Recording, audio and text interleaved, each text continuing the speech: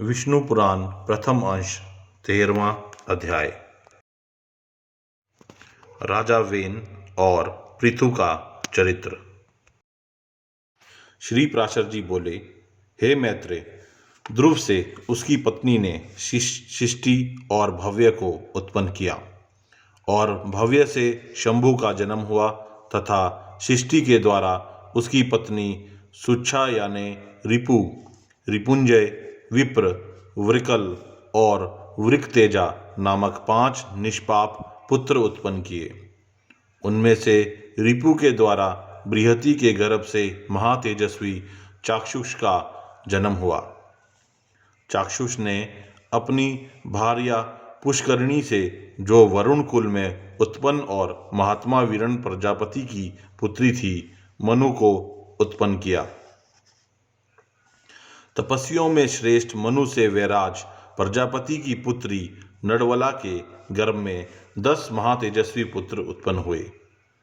नडवला से कुरु, पुरु, शतघुमन, तपस्वी, सत्यवान, शुचि, अग्निष्टोम, अत्तित्रात्र तथा 9वां सुधुम्न और 10वां अभिमन्यु, इस महातेजस्वी पुत्रों का जन्म हुआ। कुरु के द्वारा उसकी पत्नी आग्नेयिनी अंग, सुमना, ख्याति, कर्तु, अंगीरा और शिबी, इन 6 परम तेजस्वी पुत्रों को उत्पन्न किया। अंग से सुनीता के वेन नामक पुत्र उत्पन्न हुआ। ऋषियों ने उनके दाहिने हाथ का संतान के लिए मंथन किया था। हे महामुने, वेन के हाथ का मंथन करने पर उससे वैन्य नामक महिपाल उत्पन्न हुए, जो पृथु नाम से विख्यात हैं और जिन्होंने प्रजा के हित के लिए पूर्व काल में पृथ्वी को दुहा था। श्री मैत्रेय जी बोले, हे मुनिश्रेष्ठ, परम ऋषियों ने वेन के हाथों को क्यों मथा, जिससे महापराक्रमी पृथु का जन्म हुआ? श्री प्राशर जी बोले, हे मुने, मृत्यु की सुनीता नाम वाली जो प्रथम पुत्री थी, वह अंग को पत्नी रूप से दी गई थी, उसी से वेन का जन्म हुआ। हे मैत्रेय, वह मृत्यु की कन्या का पुत्र अपने मातामह नाना के दोष से स्वभाव से ही दुष्ट प्रकृति हुआ। उस वेन का जिस समय महर्षियों द्वारा राजपद पर अभिषेक हुआ, उसी समय उस पृथ्वी पति ने संसार भर में यह घोषणा कर दी कि भगवान यज्ञ पुरुष मैं ही हूँ। मुझसे अतिरिक्त यज्ञ का भोक्ता और स्वामी हो ही कौन सकता है, इसलिए कभी कोई यज्ञ, दान और हवन आदि ना करें। हे मैत्रेय, तब ऋषियों ने उस पृथ्वीपति के पास उपस्थित हो पहले उसकी खूब प्रशंसा कर शांत नायुक्त मधुर वाणी से कहा। ऋषिगण बोले, हे राजन, हे पृथ्वीपते, तुम्हारे राज्य और देह के उपकार तथा प्रजा के हित के लिए हम जो बात कहते हैं, सुनो, तुम्हारा कल्याण हो। देखो, हम बड़े बड़े यज्ञों द्वारा जो सर्व यज्ञेश्वर देवाधिपति भगवान हरि का पूजन करेंगे, उसके फल में से तुमको भी 6ठा भाग मिलेगा। हे नृप, इस प्रकार यज्ञों के द्वारा यज्ञ पुरुष भगवान विष्णु प्रसन्न होकर हम लोगों के साथ तुम्हारी भी सकल कामनाएं पूर्ण करेंगे। हे राजन, जिन राजाओं के राज्य में यज्ञेश्वर भगवान हरि का यज्ञों द्वारा पूजन किया गया है, वे उनकी सभी कामनाओं को पूर्ण कर देते हैं। वेन बोला, मुझसे भी बढ़कर ऐसा और कौन है जो मेरा भी पूजनीय है, जिसे तुम यज्ञेश्वर मानते हो? वह हरि कहलाने वाला कौन है? ब्रह्मा, विष्णु, महादेव, इंद्र, वायु, यम, सूर्य, अग्नि, वरुण, दाता, पूषा, पृथ्वी और चंद्रमा तथा इनके अतिरिक्त और भी जितने देवी देवता शाप और कृपा करने में समर्थ हैं, वे सभी राजा के शरीर में निवास करते हैं। इस प्रकार राजा सर्वदेवमय है। हे ब्राह्मणों, ऐसा जानकर मैंने जैसे जो कुछ आज्ञा की है, वैसा ही करो। देखो, कोई भी दान, यज्ञ और हवन आदि ना करें। हे द्विजगण, स्त्री का परम धर्म जैसे अपने पति की सेवा करना ही माना गया है, वैसे ही आप लोगों का धर्म भी मेरी आज्ञा का पालन करना ही है। ऋषिगण बोले, महाराज, आप ऐसी आज्ञा दीजिए जिससे धर्म का क्षय ना हो। देखिए, यह सारा जगत हवि यज्ञ में हवन की हुई सामग्री का ही परिणाम है। श्री प्राशर जी बोले, महर्षियों के इस प्रकार बारंबार समझाने और कहने सुनने पर भी जब वेन ने ऐसी आज्ञा नहीं दी तो वे अत्यंत क्रुद्ध और अमर्ष्ययुक्त होकर आपस में कहने लगे, इस पापी को मारो, मारो। जो अनादि और अनंत यज्ञ पुरुष प्रभु विष्णु की निंदा करता है, वह अनाचारी किस प्रकार पृथ्वीपति होने के योग्य है। ऐसा कह मुनिगणों ने भगवान की निंदा आदि करने के कारण पहले ही मरे हुए उस राजा को मंत्र से पवित्र किए हुए कुशाओं से मार डाला। हे द्विज, तदनंतर उन मुनीश्वरों ने सब और बड़ी धूलि उठती देखी। उसे देखकर उन्होंने अपने निकटवर्ती लोगों से पूछा, यह क्या है। उन पुरुषों ने कहा, राष्ट्र के राजाहीन हो जाने से दीन दुखिया लोगों ने चोर बनकर दूसरों का धन लूटना आरंभ कर दिया है। हे मुनिवरों, उन तीव्र वेग वालों परधनहारी चोरों के उत्पात से ही यह बड़ी सारी धूलि उड़ती दिख रही है। तब उन सब मुनीश्वरों ने आपस में सलाह कर उस पुत्रहीन राजा की जंघा का पुत्र के लिए यत्नपूर्वक मंथन किया। उसकी जंघा के मंथने पर उससे एक पुरुष उत्पन्न हुआ जो जले ठूंठ के समान काला, अत्यंत नाटा और छोटे मुख वाला था। उसने अति आतुर होकर उन सब ब्राह्मणों से, क्या मैं क्या करूं? उन्होंने कहा, निषिद्ध बैठ। अतः वह निषाद कहलाया। इसलिए हे मुनि शार्दुल, उससे उत्पन्न हुए लोग विंध्याचल निवासी पाप परायण निषादगण हुए। उस निषाद रूप द्वार से राजा वेन का संपूर्ण पाप निकल गया।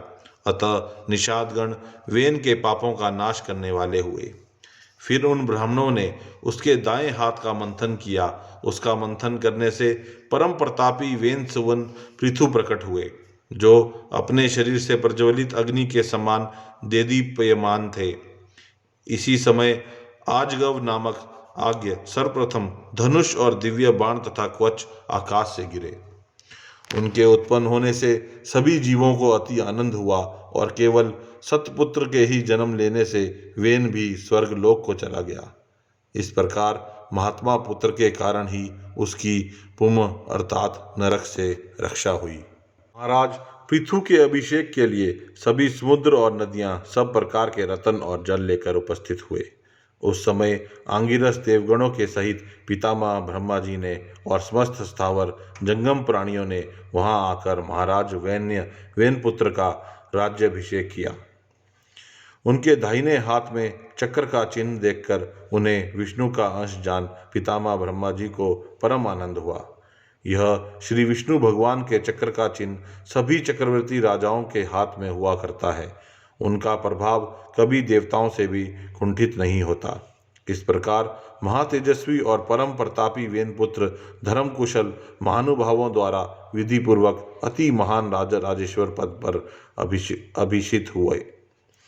जिस प्रजा को पिता ने उपरत अप्रसन्न किया था, उसी को उन्होंने अनुरंजित प्रसन्न किया। इसलिए अनुरंजन करने से उनका नाम राजा हुआ। जब वे समुद्र में चलते थे तो जल बहने से रुक जाता था। पर्वत उन्हें मार्ग देते थे और उनकी ध्वजा कभी भंग नहीं हुई।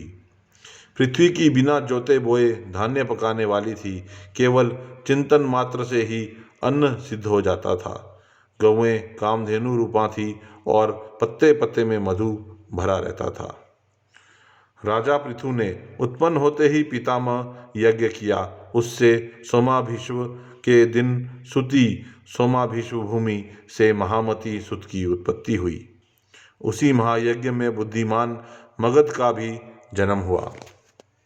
तब मुनिवरों ने उन दोनों सुत और मगधों से कहा, तुम इन प्रतापवान वेनपुत्र महाराज पृथु की स्तुति करो। तुम्हारे योग्य यही कार्य है और राजा भी स्तुति के ही योग्य हैं। तब उन्होंने हाथ जोड़कर सब ब्राह्मणों से कहा, हे महाराज, तो आज ही उत्पन्न हुए हैं। हम इतने कोई कर्म तो जानते ही नहीं हैं। अभी इनके ना तो कोई गुण प्रकट हुए हैं और ना यश ही विख्यात हुआ है। फिर कहिए, हम किस आधार पर इनकी स्तुति करें। ऋषिगण बोले, ये महाबली चक्रवर्ती महाराज भविष्य में जो जो कर्म करेंगे और इनके जो जो भावी गुण होंगे, उन्हीं से तुम इनका सत्वन करो। श्री प्राशर जी बोले, यह सुनकर राजाओं को भी परम संतोष हुआ।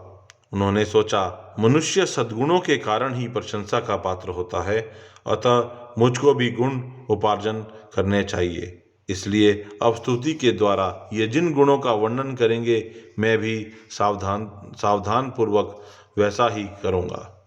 यदि यहाँ पर ये कुछ त्याज्य अवगुणों को भी कहेंगे तो मैं उन्हें त्यागूंगा। इस प्रकार राजा ने अपने चित्त में निश्चय किया।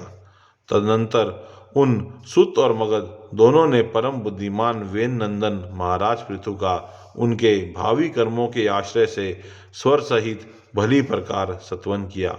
उन्होंने कहा, ये महाराज सत्यवादी, दानशील, सत्य मर्यादा वाले, लज्जाशील, सुहद, क्षमाशील, पराक्रमी और दुष्टों का दमन करने वाले हैं। ये धर्मज्ञ, कृतज्ञ, दयावान, प्रियभाषी, माननीयों को मान देने वाले, यज्ञपरायण, ब्रह्माण्य, साधु समाज में सम्मानित और शत्रु तथा मित्र के साथ समान व्यवहार करने वाले हैं। इस प्रकार सुत और मगध के कहे हुए गुणों को उन्होंने अपने चित्त में धारण किया और उसी प्रकार के कार्य किए। तब उन पृथ्वीपति ने पृथ्वी का पालन करते हुए बड़ी बड़ी दक्षिणाओं वाले अनेकों महान यज्ञ किए। अराजकता के समय औषधियों के नष्ट हो जाने से भूख से व्याकुल हुए प्रजा पृथ्वीनाथ पृथु से पास आई और उनके पूछने पर प्रणाम करके उनसे अपने आने का कारण निवेदन किया। प्रजा ने कहा, हे प्रजापति निरपश्रेष्ठ, अराजकता के समय पृथ्वी ने समस्त औषधियाँ अपने में लीन कर दी हैं, अतः आपको हमारा जीवनदायक प्रजापति बनाया है। अतः क्षुधा रूप महारोग से पीड़ित हम प्रजाजनों की आप जीवन रूप औषधि दीजिए। श्री प्राशर जी बोले, यह सुनकर महाराज पृथु अपना आजगव नामक दिव्य धनुष और दिव्य बाण लेकर अत्यंत क्रोधपूर्वक पृथ्वी के पीछे दौड़े। तब भय से अत्यंत व्याकुल हुई पृथ्वी गौ का रूप धारण कर भागी और ब्रह्मलोक आदि सभी लोकों में गई। समस्त भूतों को धारण करने वाली पृथ्वी जहाँ जहाँ भी गई, वहीं वहीं उसने वेन पुत्र पृथु को शस्त्र संधान किए अपने पीछे आते देखा। तब उन प्रबल पराक्रमी महाराज पृथु से उनके बाण प्रहार से बचने की कामना से कांपती हुई पृथ्वी इस प्रकार बोली। पृथ्वी ने कहा, हे राजेंद्र, क्या आपको स्त्रीवध का महापाप नहीं दिख पड़ता, जो मुझे मारने पर आप ऐसे उतारू हो रहे हैं?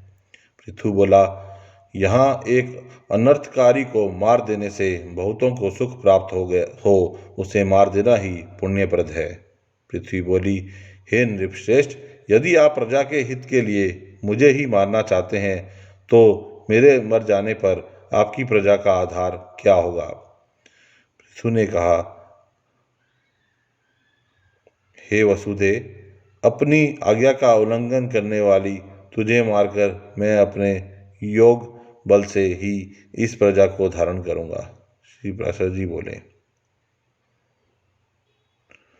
तब अत्यंत भयभीत एवं कांपती हुई पृथ्वी ने उन पृथ्वीपतियों को पुनः प्रणाम करके कहा। पृथ्वी बोली, हे राजन, यत्न पूर्वक आरंभ किए हुए सभी कार्य सिद्ध हो जाते हैं, अतः मैं भी आपको एक उपाय बताती हूँ। यदि आपकी इच्छा हो तो वैसा ही करें। हे नरनाथ, मैंने जिन समस्त औषधियों को पचा लिया है, उन्हें यदि आपकी इच्छा हो तो दुग्ध रूप से मैं दे सकती हूँ। अतः हे धर्मात्माओं, मैं श्रेष्ठ महाराज, आप प्रजा के हित के लिए कोई ऐसा वत्स बनाइए जिससे वात्सल्यवश में उन्हें दुग्ध रूप से निकाल सकूं, और मुझको आप सर्वत्र समतल कर दीजिए, जिससे मैं उत्तमोत्तम औषधियों के बीज रूप दुग्धों सर्वत्र उत्पन्न कर सकूं। श्री प्राशर जी बोले। तब महाराज पृथु ने अपने धनुष की कोटि से सैकड़ों हजारों वृक्ष पर्वतों को उखाड़ा और उन्हें एक स्थान पर इकट्ठा कर दिया। इसके पूर्व पृथ्वी के समतल न होने से पूर्व और ग्राम आदि की कोई नियमित विभाग नहीं था।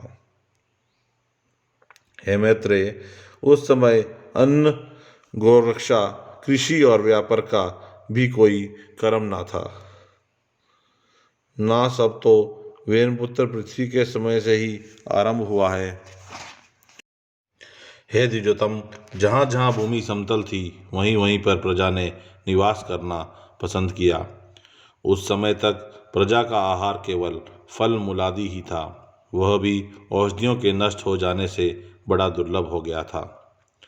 तब पृथ्वीपति पृथु ने स्वयंभू मनु को बछड़ा बनाकर अपने हाथ में ही पृथ्वी से प्रजा के हित के लिए समस्त धान्यों को दूहा। हे तात, उसी अन्न के आधार से अब भी सदा प्रजा जीवित रहती है। महाराज पृथु प्राणदान करने के कारण भूमि के पिता हुए, इसलिए उस सर्वभूत धारिणी को पृथ्वी नाम मिला। हे मुने, फिर देवता, मुनि, दैत्य, राक्षस, पर्वत, गंधर्व, सर्प, यक्ष और पितृगण आदि ने अपने अपने पात्रों में अपना अभिमत दूध दूहा तथा दूहने वालों के अनुसार उनके सजातीय ही दोग्धा और वत्स आदि हुए। इसलिए विष्णु भगवान के चरणों से प्रकट हुई यह पृथ्वी ही सबको जन्म देने वाली, बनाने वाली तथा धारण और पोषण करने वाली है। इस प्रकार पूर्व काल में वेन के पुत्र महाराज पृथु ऐसे प्रभावशाली और वीर्यवान हुए, प्रजा का रंजन करने के कारण वे राजा कहलाए। जो मनुष्य महाराज पृथु के इस चरित्र का कीर्तन करता है, उसका कोई भी दुष्कर्म फलदायी नहीं होता। पृथु का यह अत्युत्तम जन्म वृत्तांत और उनका प्रभाव अपने सुनने वाले पुरुषों के दुःस्वप्नों को सर्वदा शांत करता है। यह था विष्णु पुराण का प्रथम अंश का 13वां अध्याय।